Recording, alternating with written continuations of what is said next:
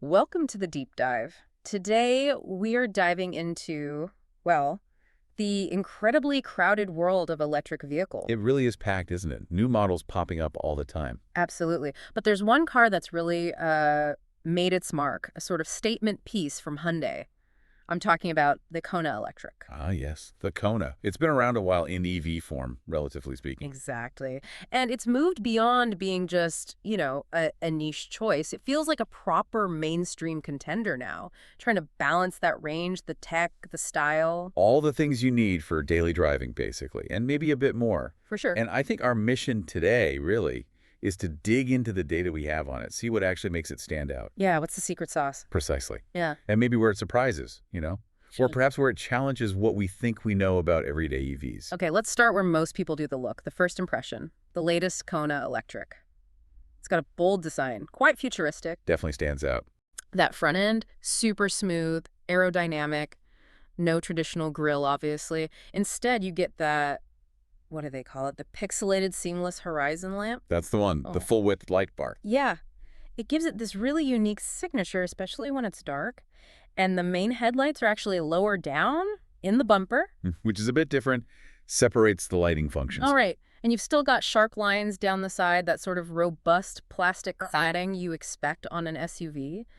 Gives it that stance. It ends up looking, I don't know, both clean and quite complex, friendly, but definitely techy. And that's interesting, isn't it, how Hyundai really leaned into that futuristic look. They weren't playing it safe. Not at all. So the question that pops into my head is, does a design that distinct work for everyone, for the broad mainstream market? Or is it maybe, potentially, a bit too adventurous for some buyers? That's fair. Could be polarizing. Possibly. It's got that friendly face, like you said, but the complexity. Maybe it's great for some, but maybe a little much for others who just want something, well, more conventional looking. True. But maybe that distinctiveness helps it get noticed in a crowded field, too. Anyway, let's step inside. Oh. Because the cabin, wow, that feels like a huge leap forward. Yeah. It feels really spacious for its size and just thoroughly modern. The big thing is that panoramic display. Ah, the big screens. Yeah. Standard fare these days. Yeah, but nicely done here. Two 12.3-inch screens side by side, looking like one seamless unit. One's your instruments, obviously. The other's the main infotainment. Navigation, media, Apple CarPlay, Android Auto, all the usual stuff. High resolution, I assume. Oh, yeah, crisp and clear. But here's a really smart touch. They moved the gear selector. It's not on the center console anymore. Where'd it go? It's a stock behind the steering wheel now. Shift-by-wire, they call it. Right, that frees up a ton of space then. Exactly. So the whole area between the front seats is just open. You get this big storage bin, flexible cup holders, wireless charging pad, USB-C ports everywhere. It's very practical. That makes sense. Leveraging the EV platform, really. No need for a bulky transmission tunnel. Smart move, focusing on the user experience, making it feel bigger inside. And the build quality feels pretty solid, too. Durable materials, feels well put together. Okay, so visually impressive inside too. But with those big screens, the real acid test is always the software, isn't it? How responsive is it? How easy is it to actually use day to day? That's the million-dollar question with any modern car for sure. The software experience is key. Definitely.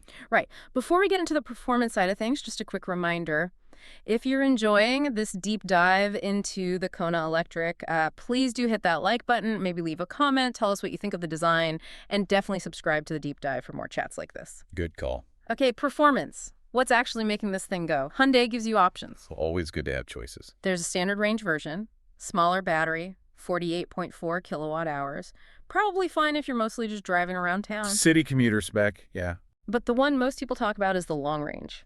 Bigger battery, 65.4 kilowatt hours, and that powers a stronger motor too. How much stronger?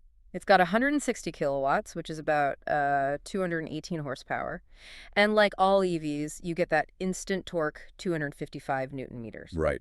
So you feel pretty nippy off the line. Oh, yeah. It feels quite lively from a standstill. Good for city driving, darting around. Yeah. The 0 to 100 kilometers per hour time, it's about 7.8 seconds for the long range. Okay, 7.8 seconds. So Yeah. respectable.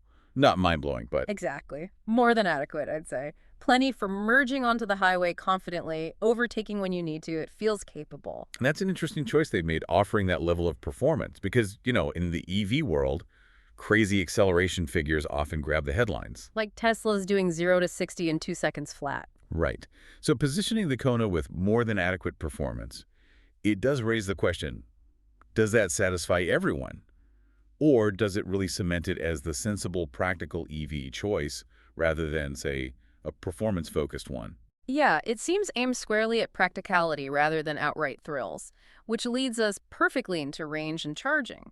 Crucial stuff for any EV. Absolutely critical. And the long-range model, the numbers look pretty good on paper. WLTP cycle, they're quoting over 514 kilometers. Over 500-kilometer WLTP is solid for this class of vehicle. Definitely. The standard range is still decent too, around 377 kilometers WLTP. So for most people's daily driving, range anxiety shouldn't really be a major issue. For the average commute, probably not. No. And charging. It's pretty flexible. At home on an AC wall box, it can take up to 11 kilowatts. So you plug it in overnight, wake up to a full battery. Standard procedure. Yep, overnight charging is the way to go for most EV owners. But for longer trips, DC fast charging is key. The Kona supports speeds just over 100 kilowatts. Okay, 100 kilowatts. Not the fastest out there, but decent. It means you can go from 10% to 80% charge in about 41 minutes, under ideal conditions, of course. The standard caveat. Right. But it makes longer journeys perfectly doable. You just need a 40-minute stop here and there at a fast charger. Yeah, those range figures are definitely competitive for this segment. Makes it a very usable car. But, like we always say, WLTP is one thing. Real world is another. Exactly. Driving style, hills, is the heating on full blast. It all makes a difference. And 41 minutes for a charge, well, pretty good, still means you need to plan your stops. Find a working, available charger. The infrastructure challenge. It's getting better, but it's still a factor. It's a big step forward, but we're not quite at gasoline-level convenience yet. Still, 40 minutes, just enough time to grab a coffee, maybe stretch your legs. Or listen to a chunk of your favorite deep dive, perhaps. Maybe so. Okay, so beyond driving, the Kona has some other clever tech. One of the most talked about things is V2L, vehicle to load.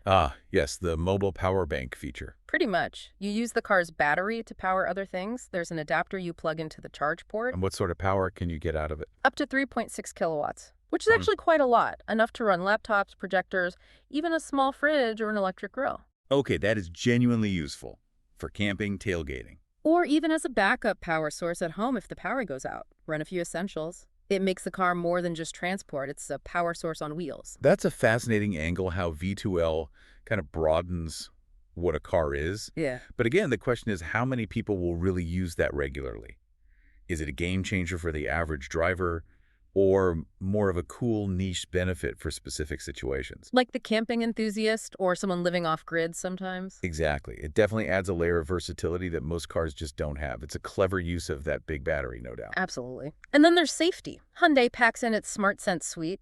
Lots of driver aids. ADS systems. Yeah. Becoming standard stuff now, thankfully. Yeah. You get smart cruise control with stop and go, great for traffic jams. Lane following assist to help keep you centered. Forward collision avoidance assist. Does that detect pedestrians and cyclists too? Yep. Cars, pedestrians, cyclists. Helps reduce driver fatigue. Adds a significant safety net.